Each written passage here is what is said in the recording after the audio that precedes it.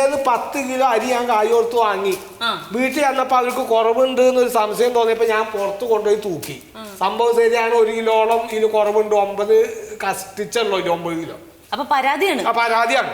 അപ്പൊ ഒരു കാര്യം ചെയ്യണം, ഈ അരി മേടിച്ച കടക്കാരന്റെ പേര്, ശരിയായിട്ടുള്ള മേൽവിലാസം, ആ കടയിലുള്ള സാധനങ്ങൾ എന്തൊക്കെയാണെന്ന് വെച്ചാൽ അത്, പിന്നെ ഇതിനു മുമ്പ് അവിടെ ഇതേപോലെ വല്ല വെട്ടിപ്പോ തട്ടിപ്പോ ഒക്കെ നടന്നിട്ടുണ്ടെങ്കിൽ ആ വിവരമൊക്കെ ഞങ്ങളൊന്ന് അറിയിക്കണം.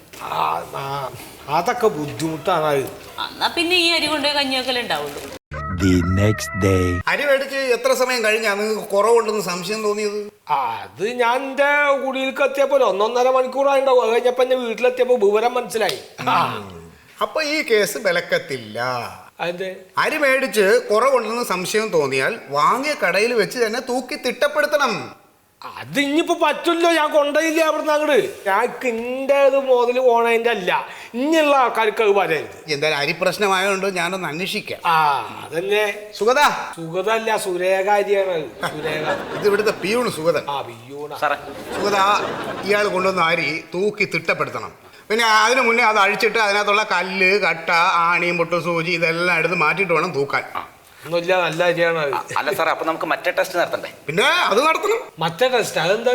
അതെ, നിങ്ങൾ കൊണ്ടുവന്നത് അരിയാണോ ബോംബാണോ എന്നൊന്ന് ടെസ്റ്റ് ചെയ്യണം. എന്താ നിങ്ങള് കണ്ടല്ലേ, 10 കിലോ അരി ഒരു പ്ലാസ്റ്റിക്കിന്റെ ഉറയിൽ നിങ്ങൾ തന്നെയല്ലേ ഇവിടെ എടുത്തു വെച്ചത്? അല്ലേക്ക അതിന്റെ സെന്ററിൽ എങ്ങാനും ബോംബ് പൂഴ്ത്തി വെച്ചിട്ടുണ്ടോ എന്ന് നോക്കണം. അരിയുടെ സെന്ററിൽ 10 കിലോ അരിയുടെ സെന്ററിൽ പോയി നോക്ക് സാറേ. കുഴപ്പമൊന്നുമില്ല, അരി തന്നെയാണെന്ന് തോന്നുന്നു. തോന്നണല്ലോ എപ്പോഴും നോക്കി. അപ്പൊ എന്തായാലും ഞാൻ NOC തരാം.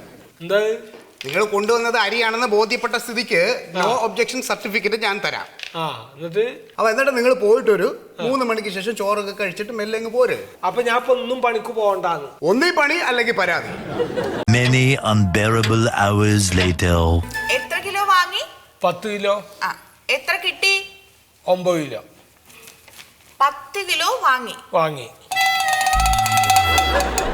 9 കിലോ. ബാക്കി 1 കിലോ ഇപ്പൊ കിട്ടുള്ളൂ നിങ്ങൾക്ക്. ശരിയല്ലേ? കണക്ക് ശരിയല്ലേ? കണക്ക് ശരി തന്നെ. സത്യത്തിൽ നിങ്ങളെ പോലുള്ളവർ ഞങ്ങളെ ഇങ്ങനെ ബുദ്ധിമുട്ടിക്കരുത്. 300 രൂപ കൊടുത്ത് അരി മേടിച്ചിട്ട് ഏതെങ്കിലും ആക്രിക്കടക്കാരൻ്റെ അവിടെ ചെന്ന് തൂക്കും. എന്നിട്ടൊരു പരാതിയും കൊണ്ടിങ്ങനെ പോരും, അളവ് കുറഞ്ഞു, തൂക്കം ഇല്ല എന്നൊക്കെ പറഞ്ഞിട്ട്.